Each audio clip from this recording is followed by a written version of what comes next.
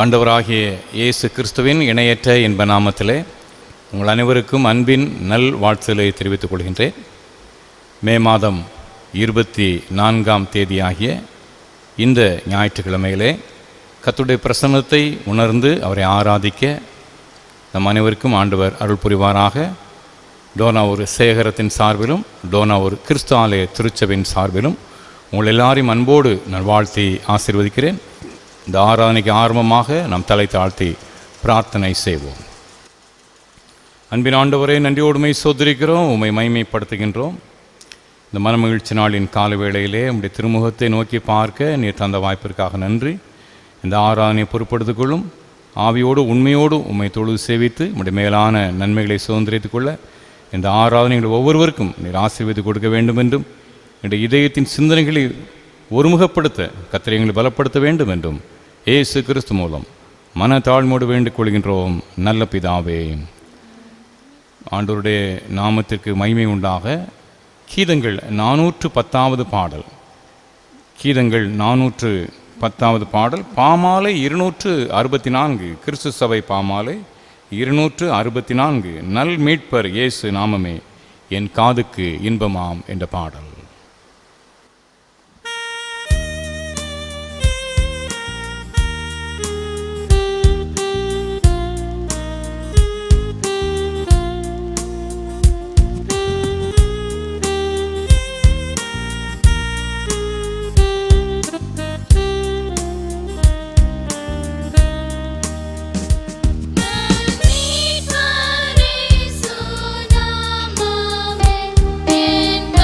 The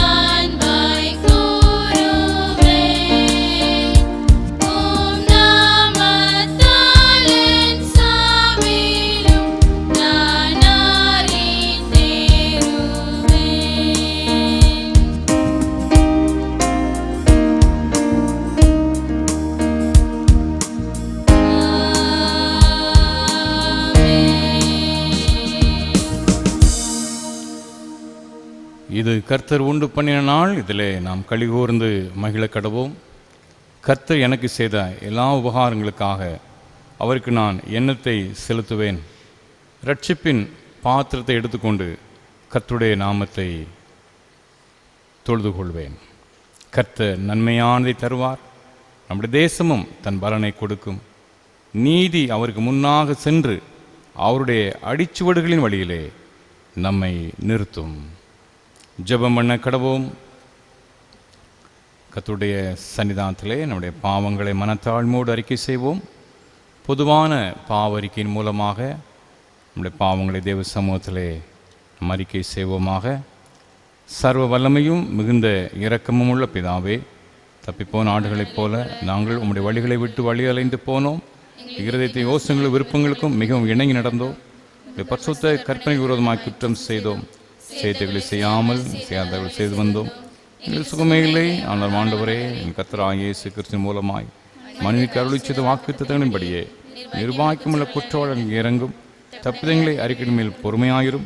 பாவத்தை நிமித்தம் துக்கப்படுகளை சீர்படுத்தும்.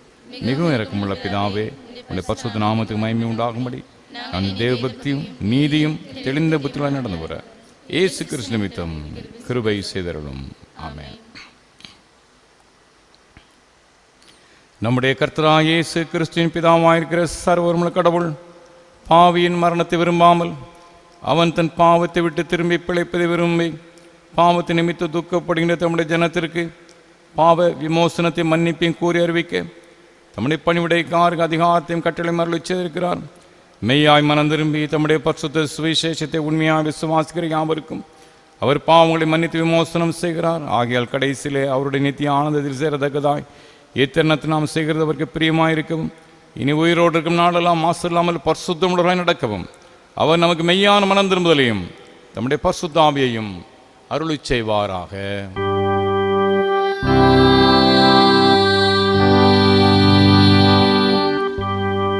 பரமண்டலங்களில் இருக்கிறார்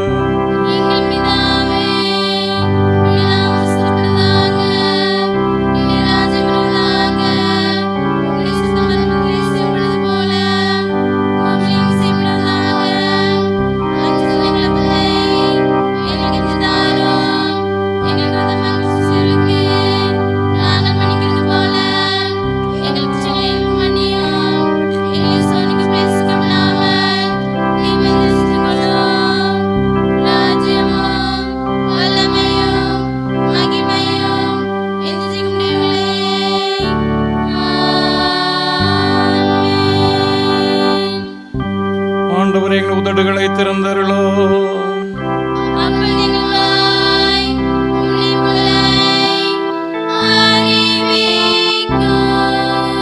தேவனே, எங்களை ரட்சிக்க விரைவாய் வாரோ.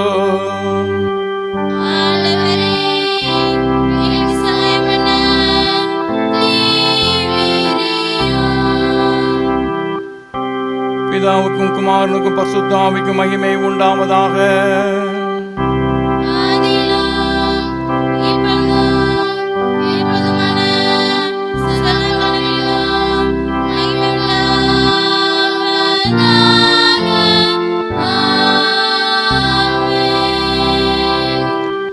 கர்த்தரை துதியுங்கள்.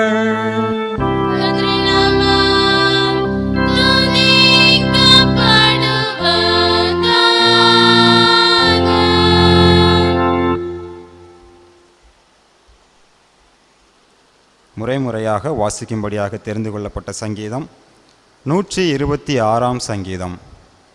சங்கீதம் 126. சீயோனின் சிறையிருப்பை கர்த்தர் திருப்பும்போது சொப்பனம் காண்கிறவர்கள் போல் இருந்தோம். அப்பொழுது நம்முடைய வாய் நகைப்பினாலும் நம்முடைய நாவு ஆனந்த சத்தத்தினாலும் நிறைந்திருந்தது. அப்பொழுது கர்த்தர் இவர்களுக்கு பெரிய காரியங்களை செய்தார் என்று புறஜாதியார்களுடைய சொல்லிக் கொண்டார்கள். கர்த்தர் நமக்கு பெரிய காரியங்களை செய்தார், இது நிமித்தம் நாம் மகிழ்ந்திருக்கிறோம். கர்த்தாவே, தெற்கத்திய வெள்ளங்களை திருப்புவது போல எங்கள் சிறையிருப்பை திருப்பும். கண்ணீரோடே விதைக்கிறவர்கள் கெம்பீரத்தோடே அறுப்பார்கள். அள்ளி தூவும் விதையை சுமக்கிறவன் அழுது கொண்டு போகிறான், ஆனாலும் தான் அறுத்த அரிகளை சுமந்து கொண்டு கம்பீரத்தோட திரும்பி வருவான்.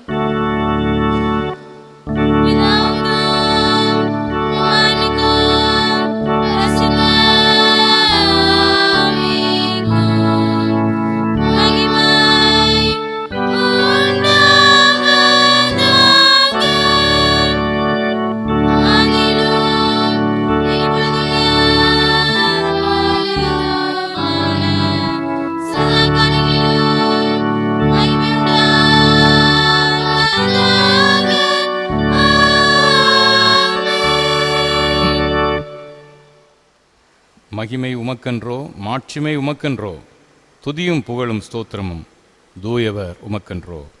ஆராதனை அன்பர் இயேசுவுக்கு என்ற பாடல்.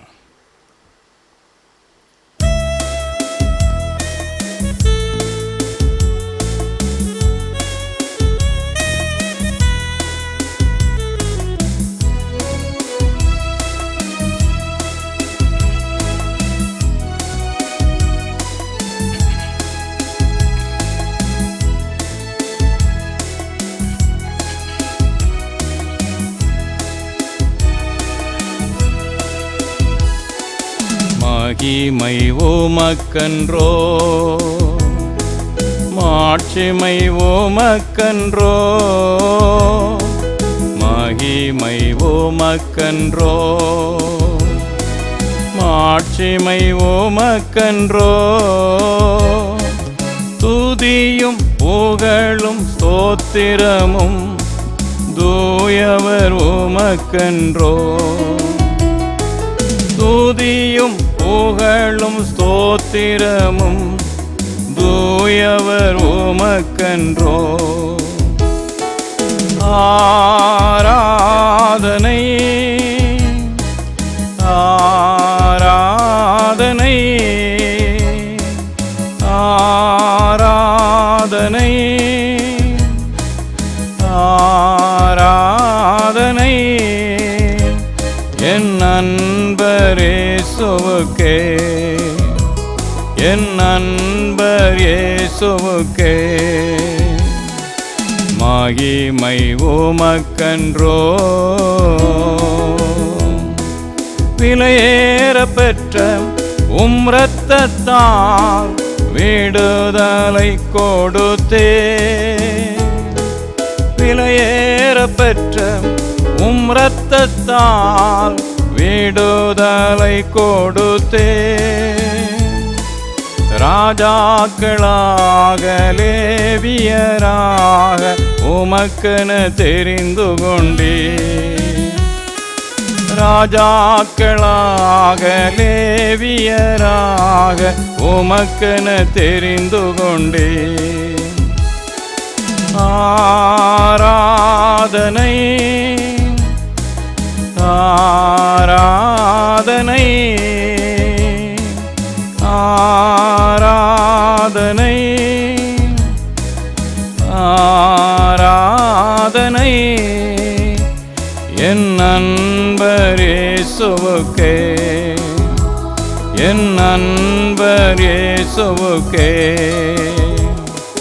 மகிமை உமக்கன்றோ, வழிகாட்டும் தீபம் துணையாளரே, தேற்றும் தெய்வமே, வழிகாட்டும் தீபம் துணையாளரே, தேற்றும் தெய்வமே, அன்பால் பலத்தால் அனல் மூட்டும் ஐயா அபிஷேகநாதரே, அன்பால் பலத்தால் அனல் மூட்டும் ஐயா அபிஷேகநாதரே.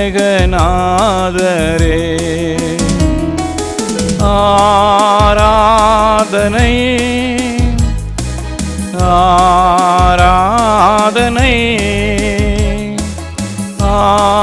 ஆராதனை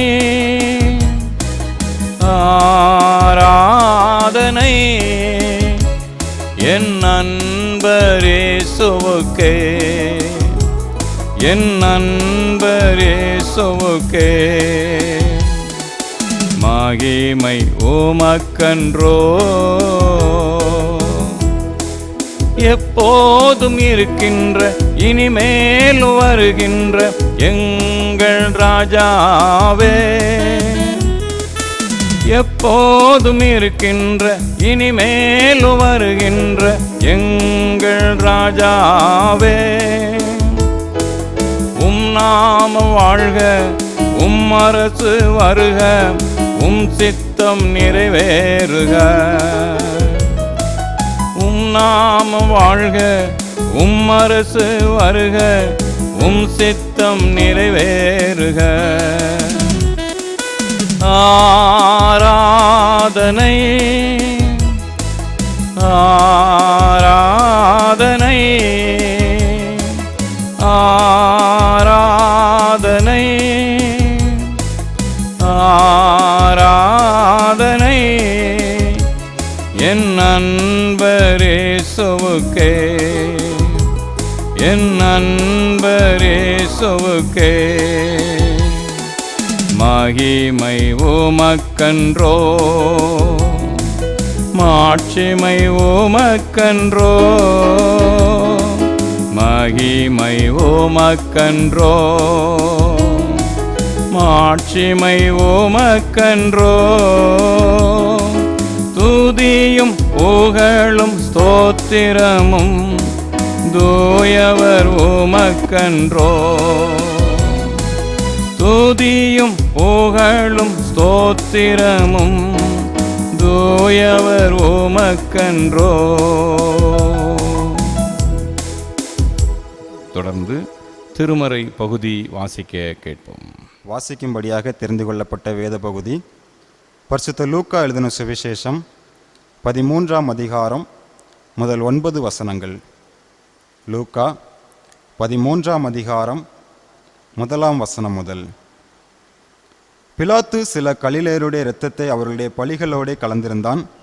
அந்த வேளையிலே அங்கே இருந்தவர்கள் சிலர் அந்த செய்தியை அவருக்கு அறிவித்தார்கள். இயேசு அவர்களுக்கு பிரதியுத்தரமாக, அந்த கலிலேயருக்கு அப்படிப்பட்டவைகள் சம்பவித்ததினாலே மற்ற எல்லா கலிலேயரை பார்க்கிலும் அவர்கள் பாவிகளாய் இருந்தார்கள் என்று நினைக்கிறீர்களோ? அப்படி அல்லவென்று உங்களுக்கு சொல்லுகிறேன். நீங்கள் மனம் திரும்பாமல் போனால் எல்லோரும் அப்படியே கெட்டு போவீர்கள். சீலோவாமிலே கோபுரம் விழுந்து 18 பேரை கொன்றதே எருசலேமில் குடியிருக்கிற மனுஷர் எல்லோரிலும் அவர்கள் குற்றவாளிகளாய் இருந்தார்கள் என்று நினைக்கிறீர்களோ? அப்படி அல்லவென்று உங்களுக்கு சொல்லுகிறேன். நீங்கள் மனம் திரும்பாமல் போனால் எல்லோரும் அப்படியே கெட்டு போவீர்கள் என்றார். அப்பொழுது அவர் ஒரு உவமையும் சொன்னார். ஒருவன் தன் திராட்சை தோட்டத்தில் ஒரு அத்திமரத்தை நட்டிருந்தான். அவன் வந்து அதிலே கனியை தேடின போது ஒன்றும் காணவில்லை. அப்பொழுது அவன் தோட்டக்காரனை நோக்கி, இதோ 3 வருஷமாய் இந்த அத்திமரத்திலே கனியை தேடி வருகிறேன், ஒன்றையும் காணவில்லை. இதை வெட்டி போடு, இது நிலத்தையும் ஏன் கிடைக்கிறது என்றான். அதற்கு அவன், ஐயா, இது இந்த வருஷமும் இருக்கட்டும். நான் இதை சுற்றிலும் கொத்தி எரு போடுவேன். கனி கொடுத்தால் சரி, கொடாவிட்டால் இனிமேல் இதை வெட்டி போடலாம் என்று சொன்னான் என்றார் என்பது வாசிக்கும்படியாக குறிக்கப்பட்ட வேத பகுதி வாசித்தாயிற்று. தொடர்ந்து கட்டடம் கட்டிடும் சிற்பிகள் நாம், கட்டிடுவோம் கிறிஸ்து இயேசுவுக்காய் என்ற பாடல் பாடுவோம். கன்வென்ஷன் கீதங்களிலே 593வது பாடல். கன்வென்ஷன் கீதம் 593வது பாடல்.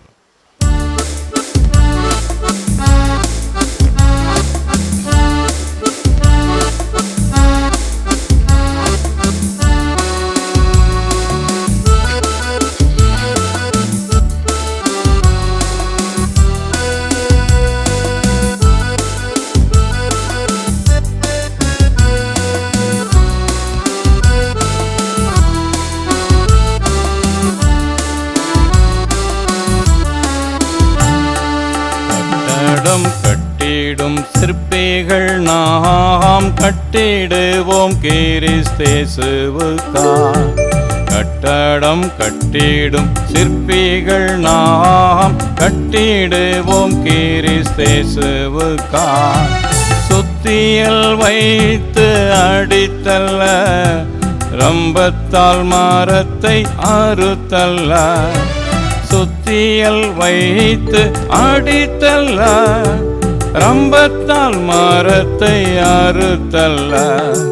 கட்டடம் கட்டிடும் சிற்பிகள் நாம், கட்டிடுவோம் கிறிஸ்தேசுவுக்காய். ஒவ்வொரு நாளும் கட்டிடுவோம், ஒவ்வொரு செயலாம் கற்களாலே. ஒவ்வொரு நாளும் கட்டிடுவோம், ஒவ்வொரு செயலாம் கற்களாலே. உத்தமரேசுவின் அஸ்திவாரம், உத்தமரேசுவின் அஸ்திவாரம் பத்திரமாக தாங்கிடுவாம், பத்திரமாக தாங்கிடுவாம்.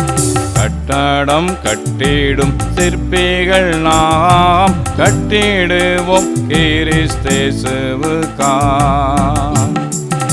கைவேலை அல்லா வீடொன்றை கடவுளின் பூரண சித்தப்படி, கைவேலை அல்லா வீடொன்றை கடவுளின் பூரண சித்தப்படி, கட்டிடும் சிறிய சிற்பிகள் நாம், கட்டிடும் சிறிய சிற்பிகள் நாம், கட்டிடுவோமே நித்தியத்திற்காய், கட்டிடுவோமே நித்தியத்திற்காய். கட்டடம் கட்டிடும் சிற்பிகள் நாம், கட்டிடுவோம் கிறிஸ்தேசுவுக்காய். பாவமாமணலில் கட்டப்பட்ட பற்பல வீடுகள் வீழ்ந்திடுமே, பாவமாமணலில் கட்டப்பட்ட பற்பல வீடுகள் வீழ்ந்திடுமே. ஆவலாய் இயேசுவின் வார்த்தை கேட்போம், ஆவலாய் இயேசுவின் வார்த்தை கேட்போம். அவரே மூலைக்கல்லாகிடுவார், அவரே மூலைக்கல்லாகிடுவார். கட்டடம் கட்டிடும் சிற்பிகள் நாம், கட்டிடுவோம் கிறிஸ்தேசுவுக்காய். கட்டடம் கட்டிடும் சிற்பிகள் நாம், கட்டிடுவோம் கிறிஸ்தேசுவுக்காய். சுத்தியல் வைத்து அடித்தல்ல, ரம்பத்தால் மரத்தை அறுத்தல்ல. சுத்தியல் வைத்து அடித்தல்ல, ரம்பத்தால் மரத்தை அறுத்தல்ல. கட்டடம் கட்டிடும் சிற்பிகள் நாம், கட்டிடுவோம் கிறிஸ்தேசுவுக்காய்.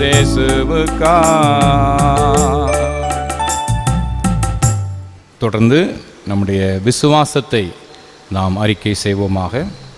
யாவரும் சேர்ந்து சொல்வோம். வானத்தையும் பூமியையும் படைத்த சர்வபிதாவாகிய தேவனை விசுவாசிக்கிறேன். அந்த ஒரே குமாரனாகிய மகன் இயேசு கிறிஸ்துவை விசுவாசிக்கிறேன். பரிசுத்தாவினாலே திருப்பத்து பிறந்தார். பொந்திபாத காலத்தில் பாடுபட்டு சிலுவை உண்டு மறித்து அடக்கமனப்பட்டு பாதாளத்தில் இறங்கினார். 3ஆம் நாள் மரித்தோடு எழுந்தெழுதினார். பரமண்டலத்தில் ஏறி பிதாவாகிய என் வலது மாசத்து வீற்றிருக்கிறார். என் உயிரோரையும் மரித்தோடு நியாயத்திற்கு வருவார். பரிசுத்தாவை விசுவாசிக்கிறேன். ஒரு பரிசுத்த சபையும் இந்த ஐக்கியமும் பாவ மன்னிப்பும் சரி உயிர்த்தலும் நித்திய ஜீவனை விசுவாசிக்கிறேன். அன்பார்ந்தவர்களே, கர்த்தருடைய வார்த்தைக்கு ஆயத்தமாக இப்பொழுது ஒரு சிறப்பு பாடல் இடம்பெறுகிறது. டோனாவூர் சேகரத்தின் உதவி குருவானவர் ரெவரன் பிரதீப் சாலமோன் ஐயா அவர்கள் சிறப்பு பாடல் பாடுவார்கள். அதைத் தொடர்ந்து கர்த்தருடைய வார்த்தையை நாம் தியானிக்கலாம். கிறிஸ்துவுக்குள் அன்பானவர்களே, இந்த நாளிலும் சங்கீதம் 91 அடிப்படையில் அமைந்த ஒரு அருமையான கன்வென்ஷன் கீதம். உன்னதமானவரின் உயர் மறைவில் இருக்கிறவன் சர்வ வல்லவரின் நிழலில் தங்குவான் என்கிற அருமையான ஒரு பாடல். 244வது கன்வென்ஷன் கீதம் நாம் இணைந்து பாடலாம். 1வது 3வது மற்றும் 5, 6 சரணங்கள், 1, 3, 5, 6 சரணங்களை நாம் பாடுவோம்.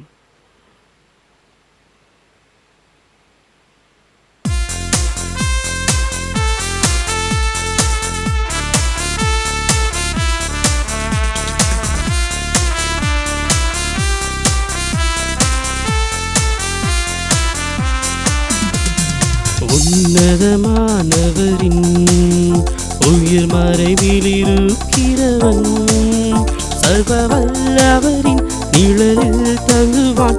இது பரமசிலாகியமே. சர்வ வல்லவரின் நிழலில் தங்குவான். இது பரமசிலாகியமே. அவர் சேட்டையின் கீழ் அடைக்கலம் புகவே தம் சிறுகளால் மூடுவார். அவர் சேட்டையின் கீழ் அடைக்கலம் புகவே தம் சிறுகளால் மூடுவார்.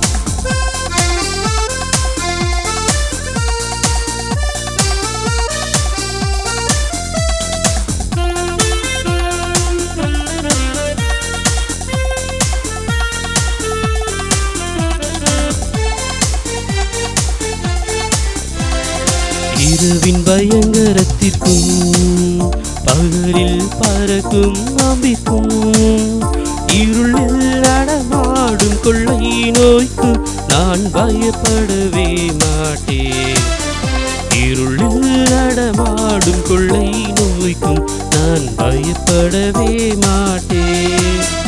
அவர் செட்டையின் கீழ் அடைக்கலம் புகவே தம் சிறகுகளால் மூடுவார். அவர் செட்டையின் கீழ் அடைக்கலம் புகவே தம் சிறகுகளால் மூடுவார்.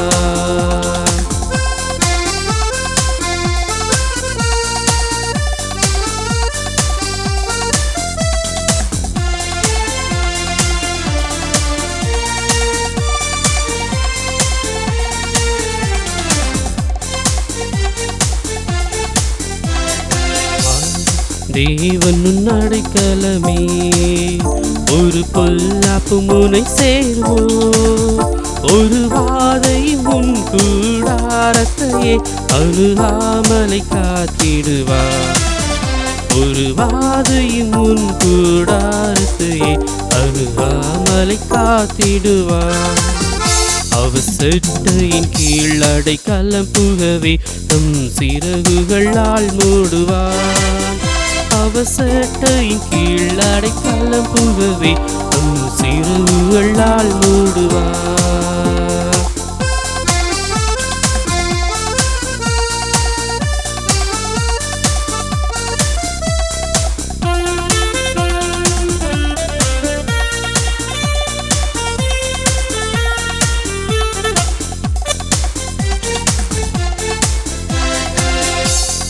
உன் வழிகளிலெல்லாம் உன்னை தூதர்கள் காத்திடுவார். உன் பாதங்களில் இடராதபடி தங்கள் கரங்களில் ஏந்திடுவார். உன் பாதங்களில் இடராதபடி தங்கள் கரங்களில் ஏந்திடுவார். அவர் செட்டையின் கீழ் அடைக்கலம் புகவே தம் சிறகுகளால் மூடுவார். அவர் செட்டையின் கீழ் அடைக்கலம் புகவே தம் சிறகுகளால் மூடுவார். உன்னதமானவரின் உயர் மறைவில் இருக்கிறவன் சர்வவல்லவரின் நிழலில் தங்குவான். இது பரமசிலாகியமே, சர்வவல்லவரின் நிழலில் தங்குவான். இது பரமசிலாகியமே. பிதா குமாரன் பரிசுத்தாவின் நாமத்தினாலே ஆமென். ஆண்டவராகிய இயேசு கிறிஸ்துவின் இணையற்ற இன்ப நாமத்திலே மீண்டும் இந்த நாளிலே உங்கள் அனைவருக்கும் அன்பின் நல் வாழ்த்துக்களை தெரிவித்துக் கொள்கிறேன். கர்த்தருடைய விசேஷித்த ஆசீர்வாதமும் அவருடைய பரிபூர்ணமான கிருபையும் உங்கள் அனைவரையும் தாங்கி வழிநடத்துவதாக. ஓசியா தீர்க்கதரிசியின் புத்தகம் 14ஆம் அதிகாரம் 4ஆம் வசனம். ஓசியா 14:4. நான் அவர்கள் சீர்கேட்டை குணமாக்குவேன், அவர்களை மனப்பூர்வமாய் சிநேகிப்பேன், என் கோபம் அவர்களை விட்டு நீங்கிற்று. நான் அவர்கள் சீர்கேட்டை குணமாக்குவேன், அவர்களை மனப்பூர்வமாய் சிநேகிப்பேன், என் கோபம் அவர்களை விட்டு நீங்கிற்று. கடந்த ஞாயிற்றுக்கிழமையில் இஸ்ரவேல் மக்களுக்கு விரோதமாக ஆண்டவர் சொன்ன 3 வார்த்தைகளின் அடிப்படையிலே தேவ செய்தி தியானித்தோம். திருப்பி போடாத அப்பம், பேதையான புறா, மோசம் போக்கும் அம்பு என்ற தலைப்பிலே தியானித்தோம். அதிலே முன்னுரையிலே நான் குறிப்பிட்டேன், இஸ்ரவேல் மக்கள் செய்த பாவத்தை கண்டித்து உணர்த்துகின்ற ஓசியா தீர்க்கதரிசி கடவுளுடைய பேரன்பை குறித்து சொல்ல அவர் தயங்கவில்லை. ஓசியா தீர்க்கதரிசியின் புத்தகத்தின் கடைசி பகுதி அவருடைய பேரன்போடு, கைவிடாத அவருடைய அன்போடு, எந்த சூழ்நிலையிலும் பாவிகளை நாடி தேடி வருகின்ற அவருடைய பேரன்போடு அங்கே ஓசியா தீர்க்கதரிசியின் புத்தகம் நிறைவடைகிறது என்பதை போன வாரம் அந்த முன்னுரையிலே நான் குறிப்பிட்டேன். இன்று இந்த ஆரம்ப உரையில் அதை எடுத்துக்கொள்கிறேன். அவர்களை மனப்பூர்வமாய் சிநேகிப்பேன். இஸ்ரவேலே, உன் தேவனாகிய கர்த்தரிடத்திலே திரும்பு. ஓசியா 14:1. நீ மனம் திரும்பு, உன்னை சிநேகிப்பேன். இப்போ ஆண்டவர் சொல்கிறாரு, நான் உன்னை மனப்பூர்வமாய் சிநேகிப்பேன். இவ்வளோ நேரம் கண்டித்து உணர்த்திய, நீ தண்டிப்பேன் என்றெல்லாம் கடுமையான வார்த்தைகளை பேசி ஆண்டவர் சொல்கிறாரு, நான் உன்னை மனப்பூர்வமாய் சிநேகிப்பேன். ஆண்டவருடைய அந்த அன்பு இருக்குது பாருங்க, அந்த பேரன்பு, அவருடைய இரக்கம், அவருடைய கிருபை முடிவே கிடையாது. ஒரு நிபந்தனை தான் வைக்கிறாரு, இஸ்ரவேலே உன் தேவனாய கர்த்தரிடத்தில் திரும்பு. அப்போ மனப்பூர்வமாக ஆண்டவருடைய சிநேகத்தை, மனப்பூர்வமாய் ஆண்டவருடைய ஆசீர்வாதத்தை சுதந்திரித்து கொள்ள நம்ம செய்ய வேண்டிய முதலாவது காரியம், மனப்பூர்வமாய் நாம் மனம் திரும்ப அழைக்கப்படுகின்றோம். இந்த காலகட்டத்துக்கு பொருத்தமான ஒரு பகுதி லூக்கா 13ஆம் அதிகாரத்தில் இருக்கு. பார்த்துக்கிடுங்க, லூக்கா 13ஆம் அதிகாரத்தில் 2 நிகழ்ச்சி, முக்கியமான நிகழ்ச்சிகளை இயேசு பேசுகிறார். இந்த காலகட்டத்தில் இந்த அகால மரணங்கள், எதிர்பாராத மரணங்கள், இந்த தொற்று நோய் மரணங்கள், இந்த காலகட்டத்துக்கு பொருத்தமான ஒரு வேத பகுதி. இயேசு கிறிஸ்து அதை எப்படி பார்க்குறார், நாம் எப்படி பார்க்குறோம், ஊழியக்காரங்க எப்படி பார்க்குறாங்க, இயேசு கிறிஸ்து எப்படி பார்த்தார், அது இந்த பகுதியிலே நாம் தியானிக்கலாம். லூக்கா எழுதின சுவிசேஷம் 13ஆம் அதிகாரம் 1ஆம் வசனத்திலிருந்து நாம் வாசிக்கிறோம். பாடமாக நாம் வாசிக்க கேட்டோம். அங்கே ஒரு நிகழ்ச்சி நடக்குது. என்ன நிகழ்ச்சி? லூக்கா 13:1, பிலாத்து சில கலிலேயருடைய இரத்தத்தை அவருடைய பலிகளோடே கலந்திருந்தான். அந்த வேளையிலே அங்கே இருந்தவர்கள் சிலர் அந்த செய்தியை இயேசுவுக்கு அறிவித்தார்கள். இயேசுவர்கள் பிரதிவித்தனமாக, அந்த கலிலேயருக்கு அப்படிப்பட்டவைகள் சம்பவித்ததினாலே மற்ற எல்லா கலிலேயை பார்க்கிலும் அவர்கள் பாவிகளாக இருந்தார்களோ என்று நினைக்கிறீர்களோ? அப்படி அல்ல. நீங்கள் மனம் திரும்பாமல் போனால் எல்லாரும் அப்படியே கெட்டு போவீர்கள். பிலாத்து சில கலிலேயருடைய இரத்தத்தை அவருடைய பலிகளோடு கலந்திருந்தான் அப்படின்னோடனே, நேரடியாக பார்த்தோடனே பிலாத்தும் சில மனிதர்களை பலியிட்டு அங்கே ஏற்கனவே ஆடு மாடுகள் பலி செலுத்துகின்ற எருசலேம் தேவாலயத்தின் அந்த பலிபீடத்தில் இவங்க ரத்தத்தையும் கொண்டு போய் ஊற்றினான் போல என்று மேலோட்டம் வாஸ்தா தெரியும். அதுக்கான அர்த்தம் அது கிடையாது. என்ன நடைபெறுகிறது? அங்கே ரோம அரசாங்கத்துக்கு விரோதமாக ஒரு கலவரம் நடக்குது. அதை இராணுவத்தை கொண்டு பிலாத்து அடக்குகிறான். தேவாலயத்துக்குள்ளே புகுந்து அங்கே பலி செலுத்தி கொண்டிருந்த ரோம அரசுக்கு எதிராக செயல்பட்ட திட்டமிட்ட அந்த கலிலேயர்களை அவன் கொன்று போடுகிறான். அவர்களுடைய இரத்தமும் அந்த பலிபீடத்தின் இரத்தமும் ஒன்றா கலக்குது. அதான் அந்த பகுதியுடைய பொருள். மற்றபடி ஏதோ பிலாத்து பலி செலுத்தினா போல நினச்சிடக்கூடாது. இஸ்ரவேல் மக்கள் இயேசு கிறிஸ்து வாழ்ந்த அந்த காலகட்டத்தில் பல வகையான மனநிலை மக்கள் இருந்துச்சு. ஒன்று, ரோமாபுரி மக்களுக்கு, ரோமாபுரி மன்னனுக்கு வரி வசூல் செய்து கொடுத்த ஆயக்காரர். அவங்க ரோம ராயனுக்கு வரி வசூல் செய்து கொடுத்து அவன்கிட்ட ஊதியம் வாங்கிட்டாங்க, சம்பளம் வாங்கிட்டாங்க. அது ஆயக்காரர். அப்போ ரோம ராயனுக்கு ஆதரவாளர்கள். இன்னொன்று, நலம்புலம் சொல்லாமல் பொதுவாக இருக்கிறவங்க, பரிசெயர், வேதபாரகர், சதுசெயர், பிரதான ஆசாரி, இவங்கெல்லாம் ரோமராயனை பாய்க்கவும் இல்லை, அவன்கிட்ட ரொம்ப நட்பும் பாராட்டில்லை. அவர்களுடைய கதையை அவர் பார்த்து கொண்டிருக்க பொதுவான ஒரு கூட்டம். இன்னொரு கூட்டம் ரோம ராயர்களை, ராயனையும் அவனுடைய ஆட்சியாளர்களையும் அவனுடைய இராணுவ வீரர்களையும் துரத்த வேண்டும் என்று போராடுகின்ற ஒரு மக்கள் கூட்டம். அயல் நாட்டுக்காரன் எதுக்கு இங்கே வந்திருக்கிறான்? ரோம ராயனுடைய இராணுவம் எதுக்கு இங்கே இருக்குது? அநியாயமாக நம்முடைய மக்களுடைய வரியை வசூலிக்கிறார்கள், நம்ம பாடப்படுத்துகிறாங்க. இந்த ரோம ராயனுடைய இராணுவத்தை அகற்ற வேண்டும், வரி கொடுக்கக்கூடாது என்று ரோம ராயனுக்கு எதிராக போராடுகின்ற ஒரு மக்கள் கூட்டம்.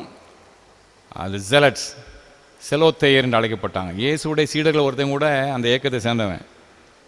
லூக்கா 6:15 வசனத்தில் செலோத்தே எனப்பட்ட சீமோன் அப்படின்னு சொல்லப்படுது. ஒரு தீவிரம் அந்த இயக்கத்தில் உள்ள ஒருத்தன் கூட இயேசுடைய சீடனாக இருக்கிறான். அப்போ இப்படிப்பட்ட மனநிலை கொண்டவர்கள் இருந்தார்கள். அவர்களை கலிலேயர்கள் என்று பொதுவாக அழைச்சாங்க. இந்த கலிலேயா பகுதியில் உள்ளவங்க தான் பெரும்பாலும் இந்த செலோத்திய இயக்கத்தில் அங்கமாக இருந்தாங்க. அதனால் அவர்களை செலோத்தேயர் அல்லது கலிலேயர் என்று அப்படி அழைச்சாங்க. அப்படிப்பட்ட ரோமராயனுக்கு எதிராக செயல்பட்ட ஒரு கூட்டத்தை தான் அவங்க பலி செலுத்தும் போது எருசலேம் ஆலயத்துக்குள்ளே வைத்து இராணுவம் அங்கே கொன்று போடுகிறது. அவங்க ரத்தமும் பலிபீடத்து ரத்தமும் ஒன்றா கலக்குது. அப்போ இந்த செய்தி இயேசுக்கு சொல்லப்படுது. இதோ ரோமராயனுக்கு எதிராக செயல்பட்ட கலிலேயர் கொஞ்சம் பேரை பிலாத்து கொன்று போட்டான். இந்த செய்தி இயேசுவுக்கு வருது இல்லையா? எதிர்பாராத மரணம். இப்போ இயேசு என்ன சொல்கிறாரு? அந்த கலிலேயருக்கு அப்படிப்பட்டவைகள் சம்பவித்ததினாலே மற்ற எல்லா கலிலேயரை பார்க்கிலும் அவர்கள் பாவிகளாக இருந்தால் என்று நினைக்கிறீர்களோ? சரி, இராணுவம் அவங்களை கொண்டு போட்டுச்சு, அது கோயில்களை வச்சு கொன்று போட்டு அவங்க ரத்தமும் பலிபீடத்து ரத்தமும் கலக்கும்படியான ஒரு அவலமான ஒரு நிலை. அதனால் அவங்க மோசமானவங்க என்று நீங்கள் நினைக்கிறீர்களோ? இல்லையா? மற்ற எல்லா கலிலேயரை பார்க்கலும் அவங்க மோசமானவங்க அப்படி நினைக்கிறீங்களா? அப்படி அல்ல. ஒருத்தன் கஷ்டப்பட்டா செத்துப்போனா அவர்கள் மோசமானவர்கள் என்ற எண்ணத்தை உங்களை விட்டு அகற்றி போடுங்கள். அப்படி அல்ல. அந்த காலத்தில் உள்ள இயேசு கிறிஸ்து வாழ்ந்த காலத்தில் மக்களுடைய மனநிலை அப்படி தான் இருந்துச்சு. யாராவது ஒருத்தருக்கு ஒரு கஷ்டம் வந்துட்டா இவன் பாவம் செய்திருக்கிறான் என்ற ஒரு எண்ணம் அவர்களுக்கு இருந்தது. உபாகம புத்தகம் பூரா அப்படி தான் இருக்கும் அந்த போதனை. நீ கர்த்தருடைய வார்த்தையை கடைப்பிடிச்சு வாழ்ந்தீங்கன்னா நீங்கள் நல்லா இருப்பீங்க. கர்த்தருடைய வார்த்தைக்கு நீங்கள் எதிராக செயல்பட்டு கீழ்ப்படியாமல் போனால் நீங்கள் சாபத்தை பெறுவீர்கள், நீங்கள் அழிந்து போவீர்கள். உபாகம புத்தகத்தில் முதல்லேருந்து கடைசி வரைக்கும் இந்த போதனை இருந்துக்கிட்டே இருக்கும். இஸ்ரவேல் மக்களுடைய உள்ளத்தில் அது ஆழமாக பதிஞ்சிட்டு, ஒருத்தன் நல்லா இருந்தான்னா அவன் ஆசீர்வதிக்கப்பட்டவன், பணக்காரனாக இருந்தால் ஆசீர்வதிக்கப்பட்டவன், ஒருத்தன் கஷ்டப்பட்டானாக்கே அல்லது இப்படிப்பட்ட அநியாயமாக கொல்லப்படுகின்ற சூழ்நிலையில் இருக்கவன் அவன் அங்கே பாவம் செய்திருக்கிறான். இது இஸ்ரவேல் மக்களுடைய பொதுவான ஒரு மனநிலை. தங்களுடைய வாழ்க்கையிலே பாடுகளை கஷ்டங்களை அனுபவிக்கின்றவர்கள் மற்றவங்களை விட பாவிகள் என்கின்ற எண்ணம் இயேசுக்கு இல்லை. அவர் என்ன சொல்கிறாரு? அப்படி அல்ல. மற்ற எல்லாரையும் விட செத்து போனாங்களே, பிலாத்தால் கொல்லப்பட்டாங்களே, அவங்க மோசமானவங்க கிடையாது. நீங்களும் மனம் திரும்பாமல் போனால் அப்படியே கெட்டு போவீர்கள். இன்னொரு உதாரணம் இயேசுவே சொல்கிறார். இது பக்கத்தில் உள்ளவங்க சொன்னாங்க இந்த செய்தியை. இன்னொரு செய்தியை இயேசுவே சொல்கிறார். சீலோவாமிலே கோபுரம் விழுந்து 18 பேரை கொண்டது. எருசலேமில் குடியிருக்கிற மனுஷர் எல்லாரிலும் அவர்கள் குற்றவாளிகளாக இருந்தால் என்று நினைக்கிறீர்களோ? சீலோவாமிலே பிலாத்து ஒரு கோபுரத்தை கட்டினார். எதுக்காக என்றால், சீலோவாம் குளத்தில் இருந்து எருசலேம் பூரா தண்ணி கொண்டு போகிறதுக்கு ஒரு பெரிய தண்ணீர் தாங்கி போல் வாட்டர் டேங்க் மாதிரி ஒரு கோபுரத்தை கட்டுறார். அதில் விபத்து ஏற்படுது. அந்த விபத்தில் அங்கே 18 பேர் மாண்டு போகிறார்கள். அப்போ ஒரு கட்டடம் கட்டுறத ஒரு பணியில் விபத்து ஏற்பட்டு 18 பேர் செத்து போகிறாங்க. அப்போ ஆண்டவர் சொல்கிறாரு, எருசலேமில் குடியிருக்கிற மற்ற எல்லாரையும் விட அவங்க மோசமானவங்களா? விபத்தில் செத்து போயிட்டான், அதனால் அவன் எல்லாரை விட மோசமானவனா? அப்படி அல்ல. அப்போ இயேசு கிறிஸ்து இந்த 2 அசம்பாவிதமான நிகழ்ச்சிகளையும், இல்லையா, இந்த கொரோனா தொற்று நோய் மாதிரி அசம்பாவிதமான நிகழ்ச்சிகள், எதிர்பாராத மரணங்கள், அதை பற்றி சொல்லும்போது செத்துப்போனவன் மோசம், செத்துப்போனவன் பாவிங்கிற வார்த்தையை எடுக்கவே இல்லை ஆண்டவர்.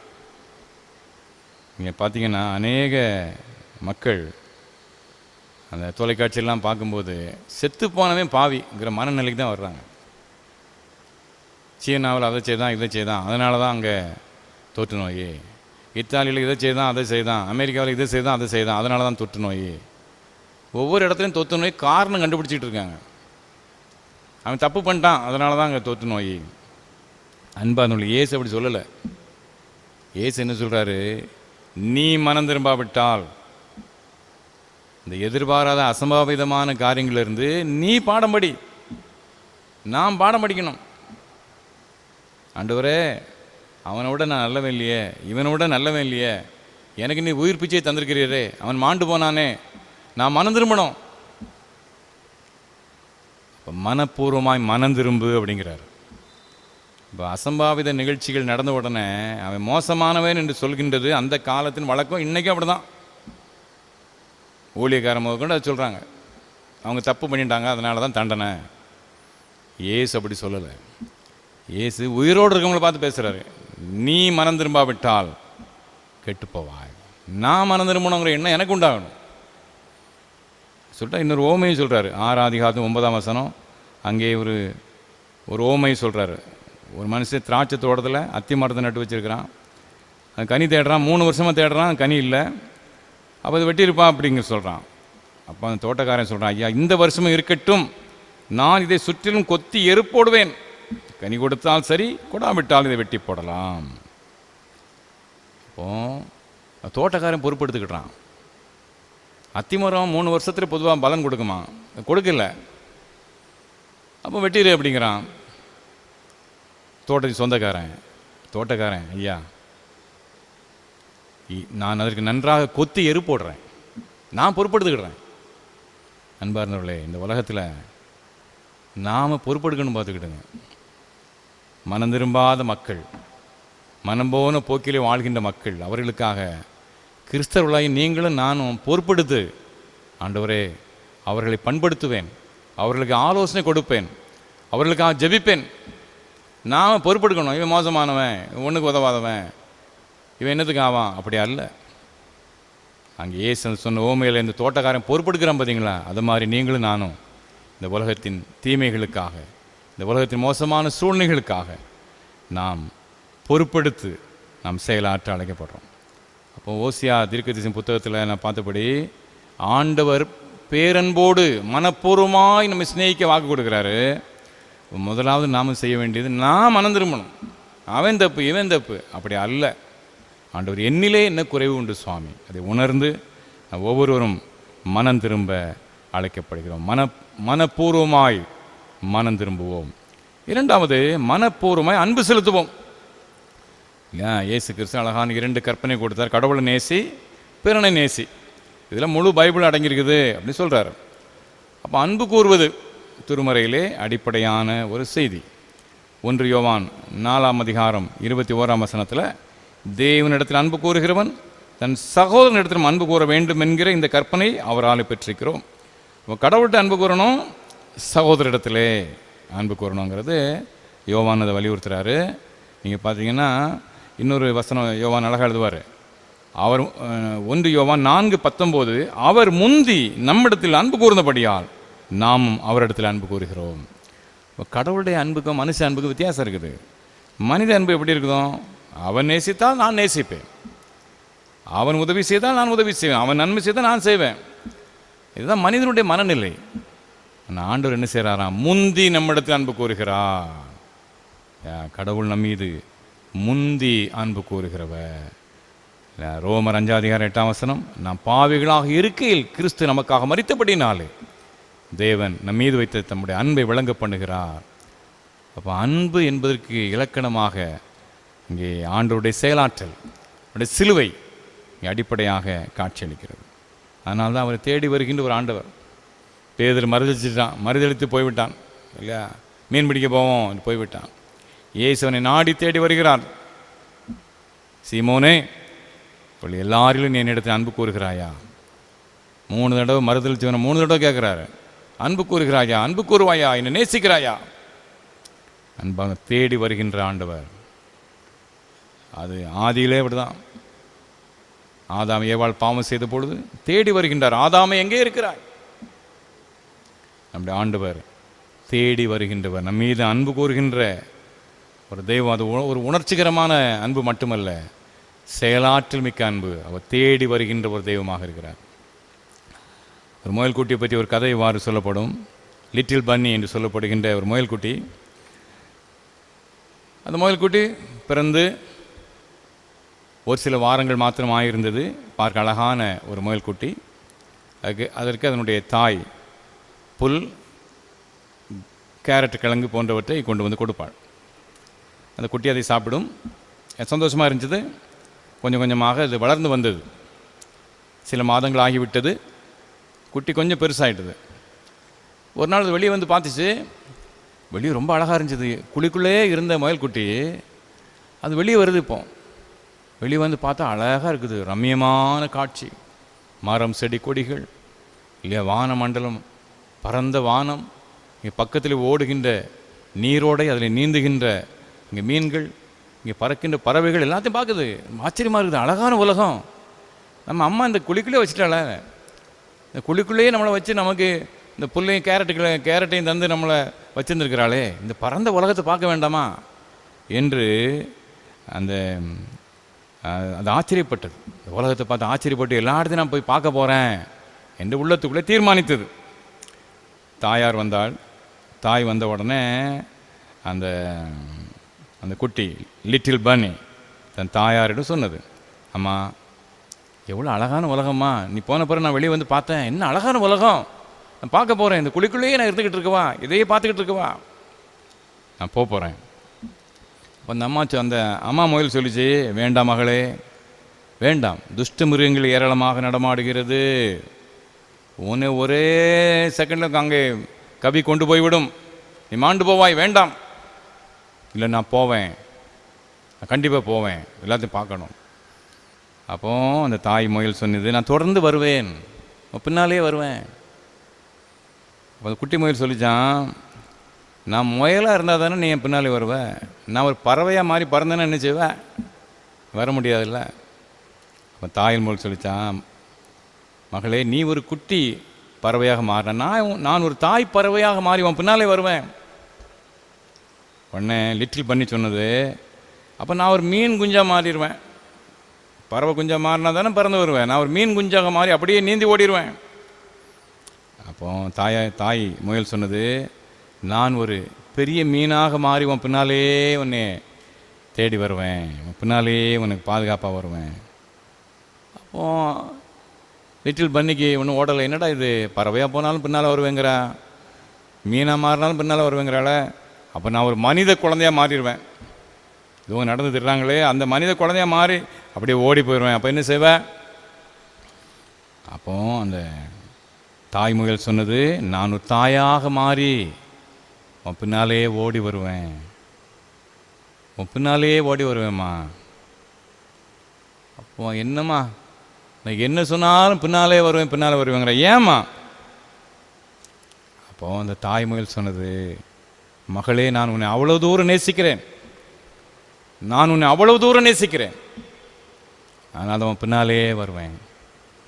உன்னை லிட்டில் பன்னி சொன்னது, அப்படியானால் உன்னுடைய அன்பை விட்டு நான் எங்கும் போக மாட்டேம்மா, உன்னுடைய அன்பை விட்டு நான் எங்கும் போக மாட்டேன் என்று தாய் முயலை அது கட்டிப்பிடித்து கொண்டது. ஒரு சிறிய ஒரு கதையாக சொல்லப்படுகிறது. அன்பார்ந்தவர்களே, இந்த சிறிய கதை சொல்கின்ற உண்மை உன்னதமானது. ஆண்டவர் தன்னுடைய பேரன்பினாலே நமக்காக சிலுவையிலே ரத்தம் சிந்தி மரித்தார். அந்த அன்புக்கு இணையே கிடையாது. நம்மை நாடோறும் நாடி தேடி வருகிறவர், நாடோறும் தேடி வருகிறவர். ஒரு ஆதாமே எங்கே இருக்கிறாய், சகைவே இறங்கி வா, சீமோனே என்னை நேசிக்கிறாயா, அவருடைய நாடி தேடி வருகின்ற அவருடைய பேரன்பு என்று இருந்துகிட்டே இருக்கும்.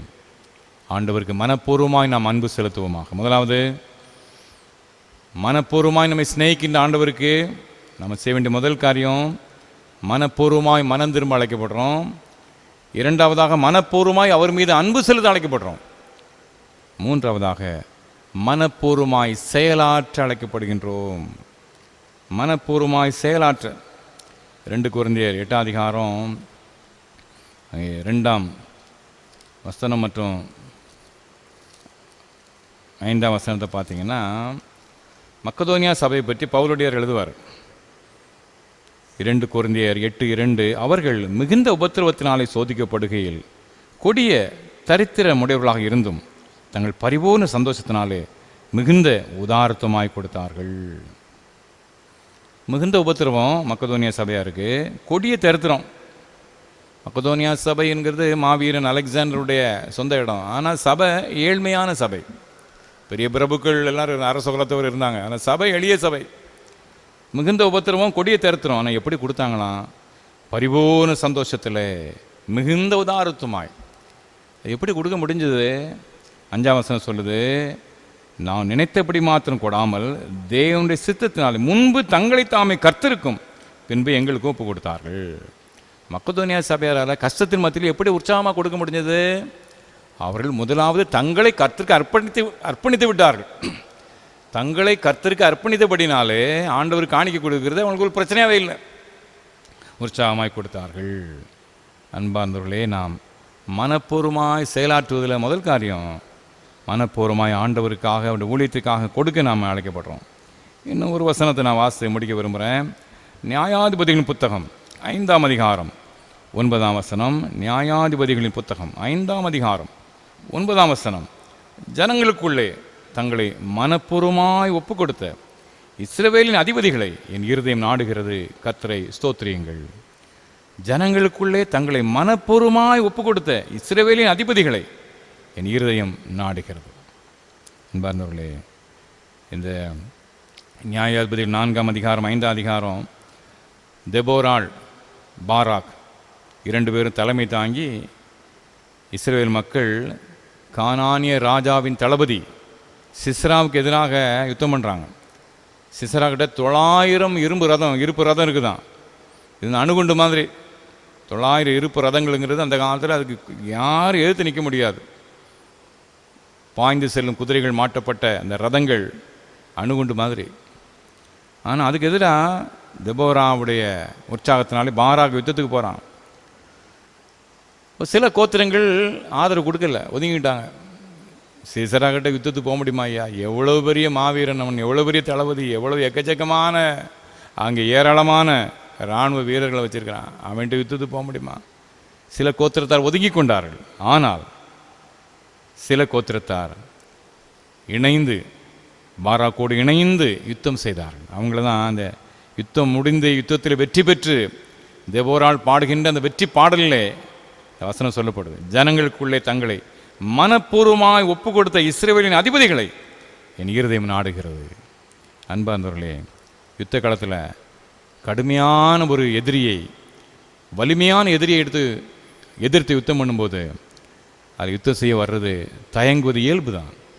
அந்த சூழ்நிலையிலும் மனப்பூர்வமாக ஒப்பு கொடுத்த கோத்திரத்தார் தலைவர்களுக்காக தெபோராள் ஆண்டவரை ஸ்தோத்திரித்து அங்கே பாடல் பாடுற பார்க்குறோம். அப்போ மனப்பூர்வமாய் செயலாற்றுதல் 2 இருக்குது. ஒன்று ஆண்டவர் கொடுக்கறதுல மனப்பூர்வமாய், இன்னொன்று ஆண்டவருடைய பணிக்காக யுத்தம் செய்வதில்லை, ஆண்டவருடைய பணிக்காக செயலாற்றுவதில்லை, ஆண்டவருடைய பணிக்காக இணைந்து அவருடைய ராஜ்ய விருத்திக்காக செயல்படுவதில்லை. நாம் மனப்பூர்வமாய் செயலாற்ற நாம் அழைக்கப்படுகின்றோம். தேவனை கர்த்தாவே, ஆண்டோடைய பிள்ளைகளாகிய என்னுடைய கடமை அதுவாகும். மனப்பூர்வமாய் முதலாவதாக நாம் மன திரும்ப அழைக்கப்படுறோம். யாராவது ஒருவருடைய வாழ்க்கையில் பாடுகள்னாக்கி ஏதோ தப்பு பண்ணியிருக்கிறான், ஏதோ தவறு செய்திருக்கிறான், அது அந்த காலத்தில் உள்ள சிந்தை, இந்த காலத்தில் அதுதான் மனிதனுடைய மனநிலை. ஆனால் இயேசு அதை மறுக்கிறார். பாடுபடுறவன் பாவம் செய்தவன் என்ற அந்த எண்ணம் இயேசுனாலே மறுக்கப்படுகிறது. பதிலாக பாடுபடும்போது, ஒருத்தன் பாடுபடும்போது, தேசம் பாடுபடும்போது, உலகம் பாடுபடும்போது நான் என்ன தப்பு செய்தேன் என்று நம்மை திருத்திக் கொள்வோம். அதான் அவருடைய போதனை. மனப்பூர்வமாய் மனம் திரும்ப அழைக்கப்படுறோம், மனப்பூர்வமாய் அன்பு செலுத்த அழைக்கப்படுறோம், மனப்பூர்வமாய் செயலாற்ற கொடுப்பதிலே, கர்த்தருடைய பணிக்காக அங்கே செயலாற்றுவதிலே நாம் உண்மை உள்ளவர்களாக வாழ அழைக்கப்படுகிறோம். கர்த்தருடைய கிருபை நம்மை தாங்கும். மனப்பூர்வமாய் உங்களை சிநேகிப்பேன் என்ற அவருடைய வாக்குத்தத்த ஆசீர்வாதத்தை நாம் பெற்று இறை நாமத்தை மகிமைப்படுத்த ஆண்டவர் தாமே நமக்கு அருள் புரிவாராக. ஆமேன், ஆமேன். பிரியமானவர்களே, இப்பொழுதும் நம்மை அர்ப்பணிக்கும் வண்ணமாக மனப்பூர்வமாய் நம்மை சிநேகிக்கின்ற ஆண்டவருக்கு உண்மை உள்ளவராக இருக்க அர்ப்பணிப்பின் பாடலாக 201ஆம் 200 கீதங்கள் பாடுவோம்.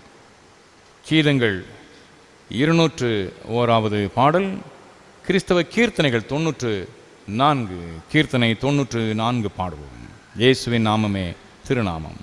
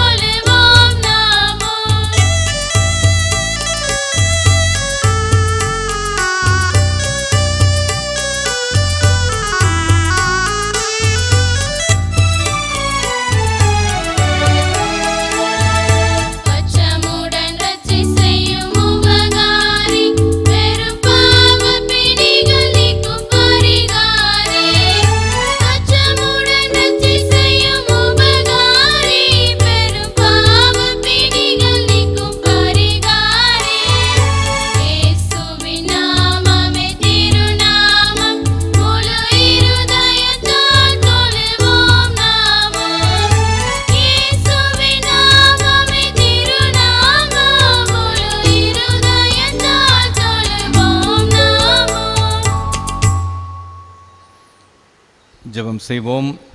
அன்பு நிறைந்த ஆண்டவரே, ஆசீர்வாதமான இந்த மனமகிழ்ச்சியின் நாளுக்காக உங்களுக்கு நன்றி செலுத்துகின்றோம். எங்களுடைய இல்லங்களிலே அமர்ந்திருந்து ஆண்டவரே உம்மை உயர்த்தி உம்மை மகிமைப்படுத்தி இணைந்து இந்த ஆராதனையில் பங்கு பெற நீர் தந்த நல்ல வாய்ப்பிற்காக நன்றி செலுத்துகிறோம். இந்த துதி கீதங்களை ஏற்றுக்கொண்டமைக்காக ஸ்தோத்திரம். உடைய வார்த்தையாய மன்னாவனால் போஷித்தமைக்காக ஸ்தோத்திரம். குறிப்பாக இந்த ஜெப தூபங்களை அங்கீகரியும். நம் தேவனை கத்த உலகத்தின் சூழ்நிலைகளை என் ஆண்டவர் அறிந்திருக்கிறீர். எப்படியாயிலும் ஆண்டவர் வெகு துரிதமாக உலகம் முழுவதும் இந்த கரோனா தொற்று நோயிலிருந்து பூர்ணமான ஒரு விடுதலை பெற்றுக்கொள்ள ஆண்டவர் துணை புரிவீராக. ஆண்டவர் நான் ஒவ்வொருவரும் ஆண்டவரை தகுந்த பொறுப்போடு ஆண்டவரை எங்களுடைய வாழ்வை அமைத்துக்கொள்ள துணை செய்யும். ஆண்டவரை சுத்தம் சுகாதாரம் பேணி ஆண்டவரே நாங்கள் செயலாற்றவும், விசேஷமாக ஆண்டவர் இந்த சமூக இடைவெளி அதை பொறுப்போடு ஆண்டவரே நாங்கள் செயல்படுத்தவும், அதன் மூலமாக வீணாக தொற்று நோய்க்கு நாங்கள் ஆளாகி ஆண்டவரே அதை பரப்புகின்ற மக்களாக இல்லாதபடி ஆண்டவரே இந்த கரோனா தொற்று நோய் சங்கிலியை உடைத்தெறிகின்ற மக்களாக நான் வாழ துணை செய்யும். அந்த நல்ல பொறுப்பிலே என்று உண்மை உள்ளவர்களாக நான் வாழ அனுகிரகம் செய்வீராக. பரம தகப்பனே, இந்த நாட்களிலே மருத்துவமனைகளிலே பல்வேறு சூழ்நிலைகளிலே பணிவிடை செய்கின்ற மருத்துவர்கள், ஆண்டவரே தாதியர்கள், இன்னுமாக ஆண்டவரே காவல்துறை பணியாளர்கள், இந்த விசேஷமாக ஆண்டு சுகாதார ஊழியர்கள், ஆண்டவரே பல்வேறு சுத்திகரிப்பு செய்கின்ற ஊழியக்காரங்க எல்லாருக்காக நான் ஜெபிக்கிறோம் சுவாமி. நம்ம தேவன கர்த்தாவை அரசு துறை அதிகாரிகள் யாவருக்காக கூட மன்றாடுகின்றோம். தேவன கர்த்தாவை இந்த நாட்களிலே ஆண்டவரே ஊரடங்கு தளர்ந்த சூழ்நிலையில் ஆண்டவரே ஒருவரை சமுதாயத்தின் பல்வேறு ஆண்டவரே கட்டமைப்புகளுக்காக செயல்படுகின்ற இந்த வாகன ஓட்டுநர்கள், இந்த பல்வேறு கடைகளிலே பணிவிடை செய்கின்ற மக்கள் எல்லாருக்காக ஜெபிக்கிறோம் சுவாமி. ஒவ்வொருவரும் கிருபையாக நீ கண்ணோக்கி பார். ஆண்டவரே கடந்த காலங்களிலே இப்படிப்பட்ட பெரிய தொற்று நோய்களிலே இருந்து இந்த உலகம் முழுமையான விடுதலை பெற்றிருக்கிறது. அந்த நல்ல சூழ்நிலையை ஆண்டவரே இந்த வியாதியிலிருந்தும் இந்த உலகம் பெற்றுக்கொள்ளத்தக்கதாக துணை செய்யும். ஆண்டு அரசு தலைவர்களுக்கு வேண்டிய விசேஷ ஞான கிருபையை சம்பூர்ணப்படுத்துவீராக. இந்த உன்னதத்தின் ஆசீர்வாதத்தை எங்களுடைய தேசத்தின் மீது பொழிந்திரலும். காஷ்மீர் முதல் கன்னியாகுமரி வரை பறந்து விரிந்து எங்களுடைய பாரத தேசம் ஆசீர்வதிக்கப்படட்டும். தமிழகத்தை கண்ணோக்கி பாரும், எங்களுடைய பகுதியை கண்ணோக்கி பாரும். தேவனை கத்த உலகம் அனைத்திலும் ஆண்டவரே இந்த கொடூரமான தொற்று நோய் முற்றிலுமாக அகன்று நான் ஆண்டவர் மீண்டும் தேவாலயத்துக்குள்ளே வந்து இசைந்து இணைந்துமே ஆராதிக்கின்ற பாக்கியத்தை நீரில் ஏற்படுத்தி கொடுப்பீரா. சிறு பிள்ளைகள், வாலிப தம்பி தங்கையர், பெரியவர்கள், வயது முதிர்ந்தவர்கள் எல்லாரையும் கண்ணோக்கி பாரும். வெளி இடங்களில் உள்ள எங்களுடைய சபைகளை சேர்ந்த பிள்ளைகளை ஆசீர்வதியும். எல்லா கிருபையினாலும் ஆண்டு கொள்ளும். இந்த நாளுமே துதித்து ஸ்தோத்திரத்தை மகிமைப்படுத்த நீ தந்த வாய்ப்பிற்காக நன்றி. ஆண்டவரே உடைய மனப்பூர்வமாய் உங்களை சிநேகிப்பேன் என்னுடைய வாக்கிற்காக நன்றி. தேவன கர்த்தாவை நாங்களும் ஆண்டு மனப்பூர்வமாக ஆண்டவரை மனம் திரும்பவும், மனப்பூர்வமாய் உம்மீது அன்பு கூறவும், விசேஷமாக மனப்பூர்வமாய் உடைய ராஜ்ய விருத்திக்காக செயலாற்றவும் கத்த துணை செய்யும். எல்லா நன்மையினால் கிருபை முடி சூட்டும். நன்றியோடு நான் என்றுமே சேவிக்க துணை செய்யும். துதி கன மைமேலா அவருடைய பாதப்படிகளை சமர்ப்பிக்கிறேன். இயேசு கிறிஸ்து மூலம் மன தாழ்மையோடு வேண்டிக் கொள்கின்றோம் நல்ல பிதாவே. தேவனுடைய இரக்கமுள்ள கிருபைக்கும் பராமரிப்பும் ஒப்புக் கொடுக்கின்றோம். கர்த்தர் உங்களை ஆசீர்வதிக்காக கடவர். கர்த்தர் தம்முடைய முகத்தை உங்கள் மேல் பிரகாசிக்க பண்ணி உங்கள் மேல் கிருபையாக இருக்க கடவர். கர்த்தர் தம்முடைய முகத்தை உங்கள் மேல் பிரசன்னமாக்கி இப்பொழுதும் எப்பொழுதும் சமாதானம், சந்தோஷம், நீடிய சுக வாழ்வு கட்டளையிட கடவர்.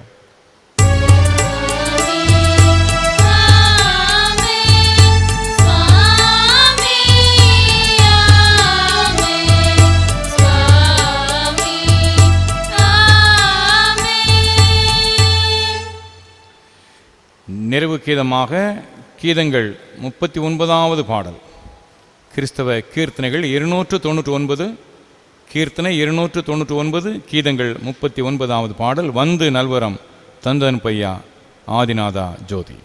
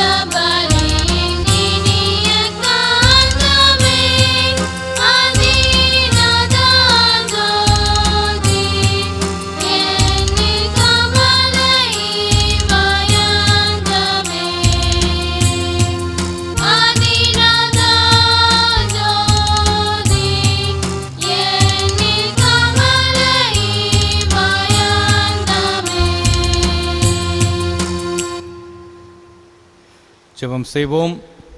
எங்கள் கன்மலையும் எங்கள் மீட்பெருமாய கர்த்தாவே, எங்கள் வாயின் வார்த்தைகளும் எங்கள் இதயத்தின் தியானமும் எப்பொழுதும் உம்முடைய பரிசுத்த சன்னிதானத்தில் பிரீதியாயிருப்பதாக. கர்த்தர் உங்களோடு இருப்பாராக. நன்றி. God bless you.